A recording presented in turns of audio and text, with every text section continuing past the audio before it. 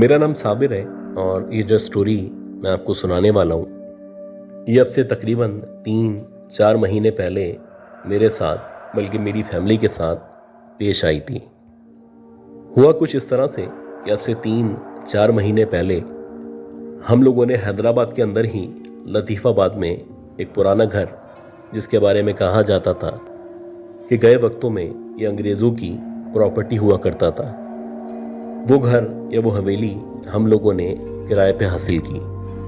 अब इस हवेली के जो भी मालिकान थे, जो कि पार्टीशन के बाद मालिकान बने थे, उनके बारे में कहा जाता था कि जैसे जैसे टाइम गुजरता चला गया तकरीबन उनकी सारी की सारी फैमिली लंदन में मुकीम हो गई थी। अब इस हवेली की जो चाबी थी या इस हवेली का जो भी इंतज़ाम था या किराए पे जो भी लेन देन था,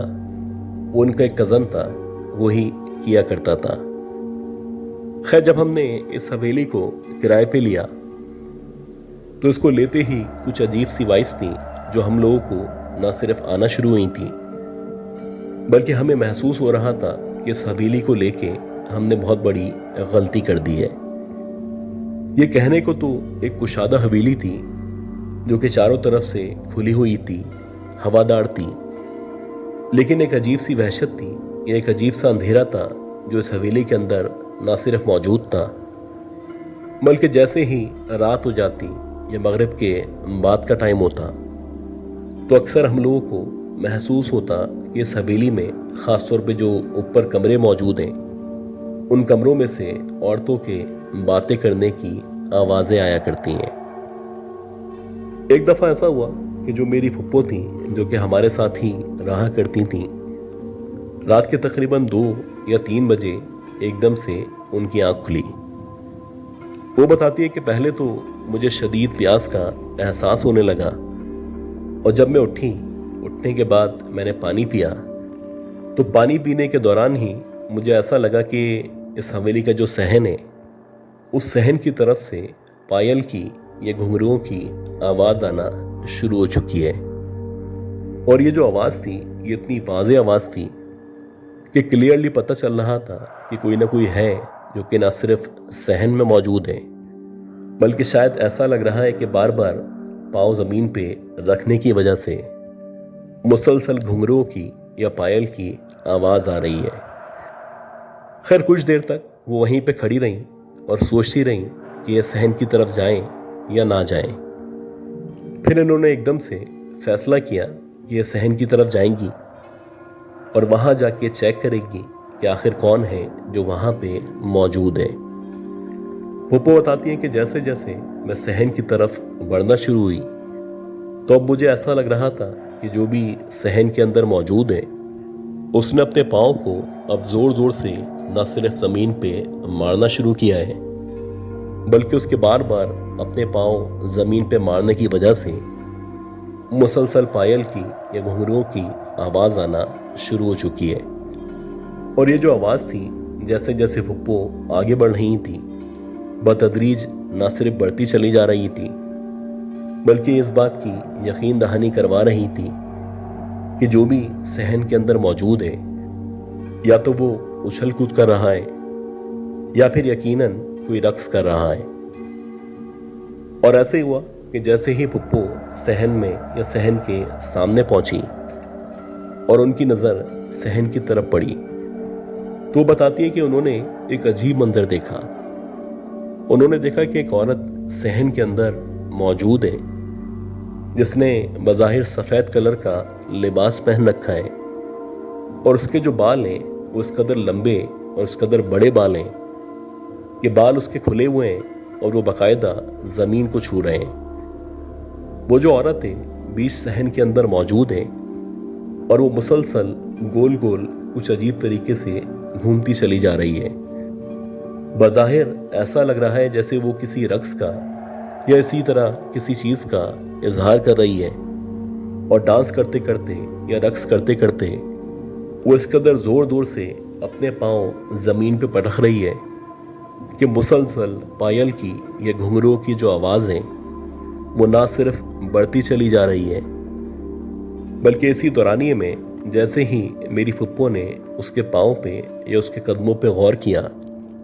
तो बताती हैं कि उसके पाँव में पायल या घुंघरू मौजूद थे, लेकिन उसके जो पाँव थे वो इस कदर भयानक या खौफनाक पाँव थे कि एक तो उसके जो पाँव थे वो उल्टे पाँव थे, और उसके साथ साथ उसके पाँव पे बहुत ज़्यादा बड़े बड़े लंबे लंबे बाल मौजूद थे। अब जैसे ही पुप्पो ने उसके उल्टे कदमों की तरफ गौर किया तो उनको एकदम से याद आया कि गए वक्तों में हमारे दादा या जो भी बुजुर्ग थे वो बताया करते थे कि अगर किसी औरत के पांव उल्टे हों, यानी कि उसकी जो उंगलियां हैं वो पीछे की तरफ हो, जबकि उसकी जो एड़ियां हैं वो आगे की तरफ हो, तो ये इस बात की निशानी है, ये इस बात की यकीन दहानी है कि यकीनन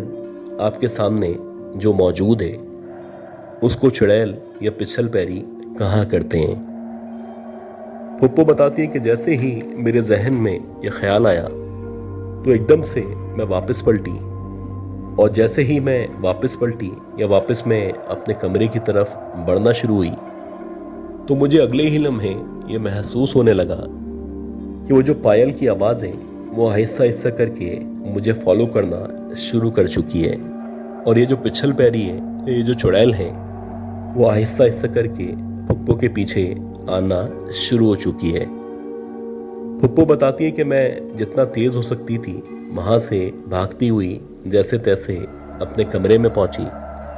और इस दौरानिए में जो भी कुरानी आयत, ख़ास तौर पर आयतुल कुर्सी मुझे आया करती थी, मैं मुसलसल उसकी तिलावत करती रही। अब ये जो वाक़या था ये अपनी नौयत का बहुत ही मुनफरिद वाक़या था, और इसके बाद बल्कि इसके दौरान में ही हम लोग डिसाइड कर चुके थे कि हम जितना जल्दी हो सकेगा इस हवेली को खाली कर देंगे। और ऐसे ही हुआ कि एक आध महीना वहाँ पे गुजारने के बाद हम लोगों ने किसी दूसरे घर या हवेली को तलाश किया, और इस हवेली को जो कि प्री पार्टीशन हवेली थी न सिर्फ खाली कर दिया, बल्कि जो भी इसके मालिकान थे या जिनके अंडर में यह हवेली थी उनसे भी दरख्वास्त की कि किसी और को यह हवेली देने से पहले किसी झाड़ फूक करने वाले को या किसी आमिल को बुला के चेक करवाएं कि इस हवेली में वो जो औरत या चुड़ैल रहा करती है उसको आप कैसे यहाँ से निकाल सकते हैं।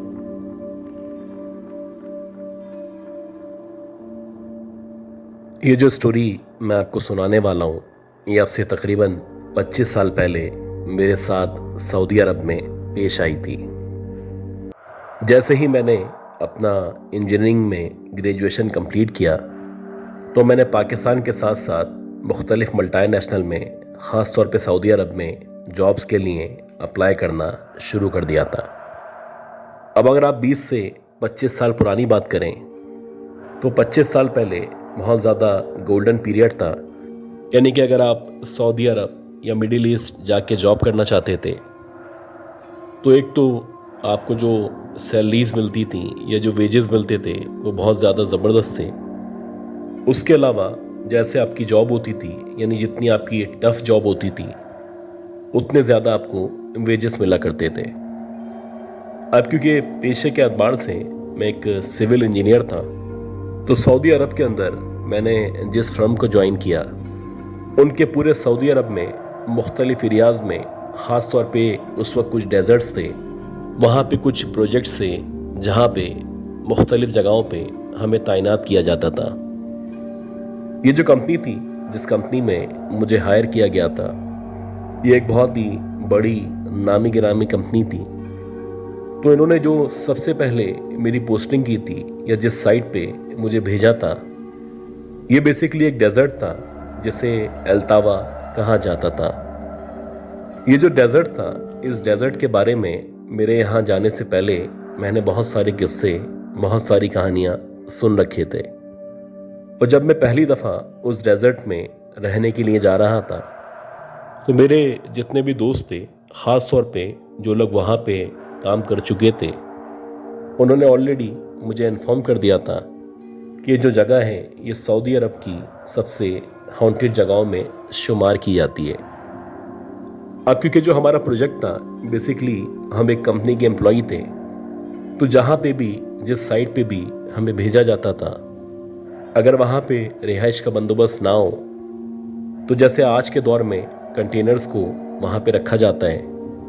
तो वैसे ही उस दौर में भी कंटेनर्स मौजूद हुआ करते थे और उन कंटेनर्स के अंदर हमारी रिहाइश का, खाने पीने का, इवन के सोने का भी इंतज़ाम किया जाता था। तो वैसे ही मेरे साथ 2 या 3 इंजीनियर मज़ीद मौजूद थे और इसके अलावा कुछ लेबर थी, यानी कि कुछ मजदूर टाइप के लोग थे जो वहीं पे ही स्टे कर रहे थे। खैर, जब मैं शुरू में उस डेजर्ट में गया तो बज़ाहिर मुझे सब कुछ नॉर्मल लग रहा था। पहला इंप्रेशन यही था कि जितने भी किस्से, जितनी भी कहानियाँ इस डेजर्ट के बारे में मशहूर हैं, शायद उन तमाम बातों का हकीकत से कोई ताल्लुक नहीं है। लेकिन जैसे ही 3-4 रातें मेरी वहाँ पे गुजरी तो उसके बाद से ही कुछ एबनॉर्मल बातें थीं जो मैंने ना सिर्फ महसूस करना शुरू की, बल्कि मुझे लगने लगा था इस पूरे डेजर्ट में और ख़ास तौर पे उस एरिया में जहाँ पे हम लोग रुके हुए हैं, कुछ ना कुछ गड़बड़ ज़रूर मौजूद है। जैसे कि मेरी आदत थी, अक्सर मैं लेट नाइट तक जागा करता था, जबकि बाकी जितने भी लोग थे या जितनी भी लेबर थी या जितने भी मजदूर थे वो अपने अपने केबिन्स में या कंटेनर्स में जाके सो जाया करते थे। तो अक्सर मैं अकेला सिगरेट पीने के लिए या मुख्तलिफ कामों से उस कंटेनर से बाहर आता था और काफ़ी देर तक सहरा में खड़ा हुआ सोचता रहता था। वैसे ही एक रात थी और रात के तकरीबन 11:30-12 बजे का टाइम था। तो जैसे ही मैं सिगरेट पीने की नीयत से अपने कंटेनर से बाहर निकला तो मुझे ऐसा लगा कि सामने की तरफ, यानी डेजर्ट के अंदर ही, कुछ अजीब सी रोशनी है जो कभी ऊपर की तरफ जाती है, कभी एकदम से नीचे की तरफ आती है, कभी ऐसा लगता है कि वो लेफ़्ट से राइट की तरफ जा रही है और कभी ऐसा लगता है कि राइट साइड से वो लेफ़्ट साइड पे मुसलसल चलती चली जा रही है। काफ़ी देर तक जबकि मैं उस रोशनी को या उस जगह को ऑब्ज़र्व करता रहा तो उसके बावजूद भी मुझे कम से कम समझ नहीं आ रहा था कि जो रोशनी है बिलाखिर ये किस चीज़ की रोशनी है। अगर कोई लोग वहाँ पे मौजूद हैं या वहाँ पे कोई सिक्योरिटी गार्ड वगैरह मौजूद हैं जो टॉर्च लाइट के ज़रिए या मुख्तलिफ लाइट्स के ज़रिए हमें शायद इन्फॉर्म करना चाहते हैं कि जैसे इस डेजर्ट में हमारे अलावा या हमारे साथ साथ वो भी मौजूद हैं। लेकिन अगर वहाँ पे गार्ड्स मौजूद भी थे और वही बार बार रोशनियों को कभी एक तरफ कभी दूसरी तरफ मार रहे थे, तो ये जो एकदम से रोशनी आसमान की तरफ जाती थी और बज़ाहिर ऐसा लगता था जैसे कोई टूटता तारा है जो आसमान से नीचे आने के बजाय ज़मीन से ऊपर की तरफ जा रहा है, तो उस वक्त मुझे कुछ अजीब लगने लगता था। अच्छा, बात सिर्फ रोशनी की नहीं थी। जब मैं वहाँ पे मुसलसल खड़ा रहा तो उसके कुछ देर बाद मुझे ऐसा लगने लगा जैसे सहरा से शहनाई की या ढोल बाजे की आवाज़ें आना शुरू हो चुकी हैं। और ये जो आवाज़ें थीं, इस कदर वाज़े आवाज़ें थीं कि क्लियरली पता चल रहा था जैसे हमारे बहुत ही करीब कोई जगह है, वहाँ पे या तो कोई शादी हो रही है या फिर किसी भी किस्म का खुशी का जश्न मनाया जा रहा है। लेकिन दूर दूर तक गौर करने के बावजूद भी ना पता चलता था कि आवाज़ें कहाँ से आ रही हैं और ना ही कोई उसकी निशानी नज़र आती थी। खैर, काफ़ी देर तक मैं ऑब्ज़र्व करता रहा और कभी मुझे लगता कि ये जो आवाज़ें हैं वो लेफ़्ट साइड से आ रही हैं, कभी ऐसा लगता कि जो शहनाई की आवाज़ें हैं मेरे बहुत करीब से राइट साइड से आ रही हैं, और कभी कभी तो ऐसा लगता कि जहाँ पे मेरा या हमारा कंटेनर मौजूद है उस कंटेनर के पीछे ही कोई शादी चल रही है। खैर, कुछ देर वहाँ पे टाइम गुजारा और उसके बाद वापस मैं अपने कंटेनर के अंदर आया और मैंने आंखें बंद की और आंखें बंद करके सोने की कोशिश करने लगा। अब जबकि मैं सोने की कोशिश कर रहा था तो मुझे मुसलसल महसूस हो रहा था कि जिस बेड पे या जिस जगह मैं सो रहा हूँ तो मेरे क़ुर्ब व जवार में या मेरे अतराफ़ में मुसलसल ना कोई सिर्फ चल रहा है, बल्कि जैसे जैसे वो अपने कदम रख रहा है तो इस कंटेनर में कुछ इस तरह की आवाज़ आ रही है कि जिससे बज़ाहिर यह अंदाज़ा लगाया जा सकता है कि शायद कोई बहुत ही भारी सा इंसान है, और जैसे जैसे वो कंटेनर पे कदम रखता है तो एकदम से ये जो लोहे के कंटेनर बने हुए हैं, इनमें एक अजीब सी आवाज़ सी पैदा होती है। खैर, जैसे तैसे ये जो रात थी वो खैरियत से गुजर गई, और उसके बाद फिर दिन का आगाज़ हुआ।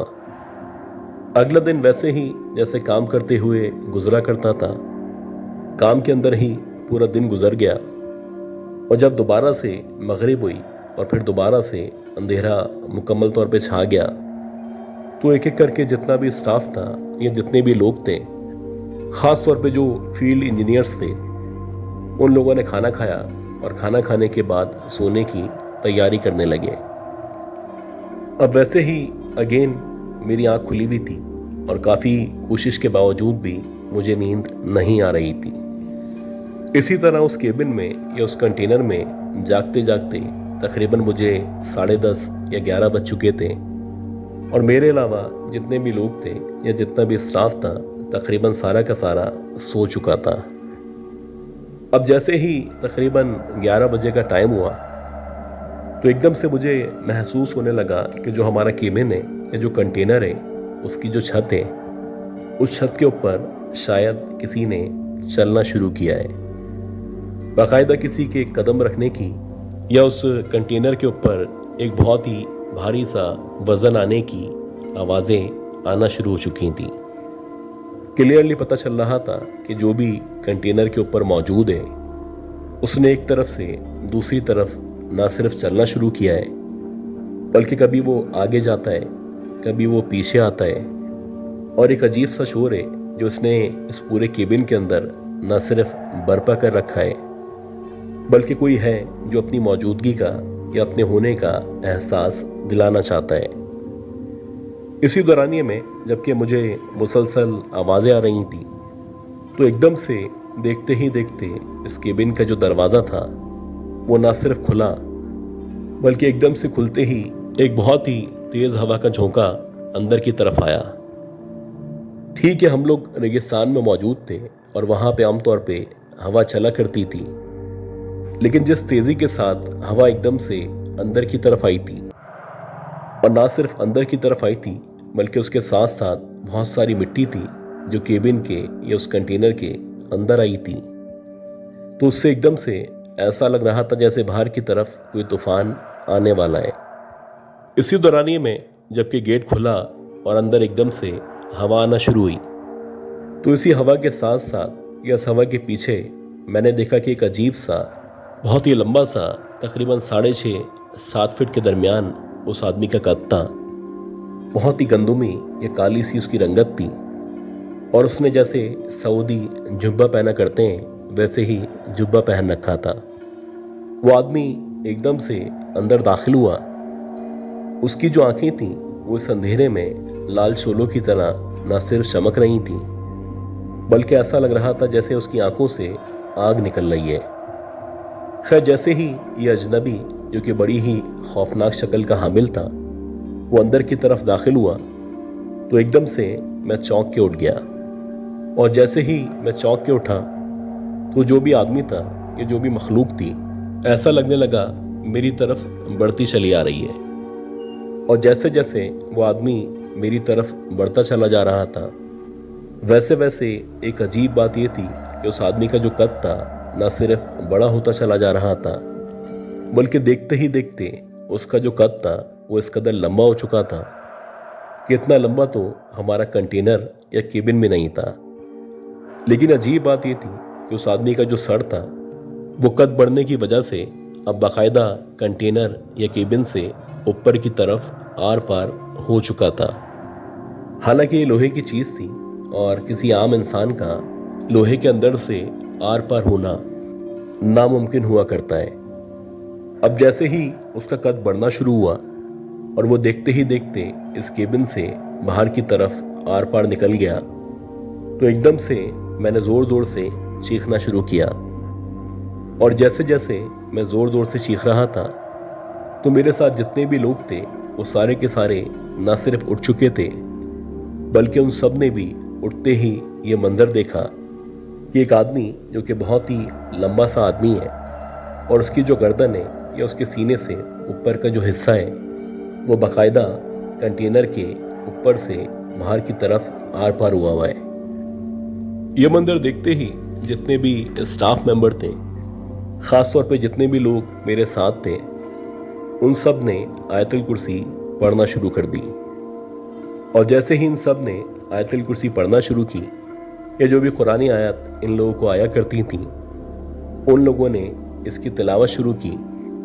तो अल्लाह का शुक्र है कि कुछ सेकंड के अंदर अंदर ही वो जो भी वजूद था वो देखते ही देखते बाहर की तरफ गया और देखते ही देखते तेज हवा के झोंके के साथ गायब हो गया। उस जगह पे या उस डेजर्ट में, उस कंटेनर के अंदर मैंने काफ़ी मज़ीद अरसे तक काम किया। और जब भी हमें इस तरह का एहसास होता या इस तरह की रोशनियाँ नज़र आती, तो हम जितने भी स्टाफ मेंबर थे या जितने भी इंजीनियर्स थे, वो मुसलसल कुरान की तिलावत शुरू कर देते हैं।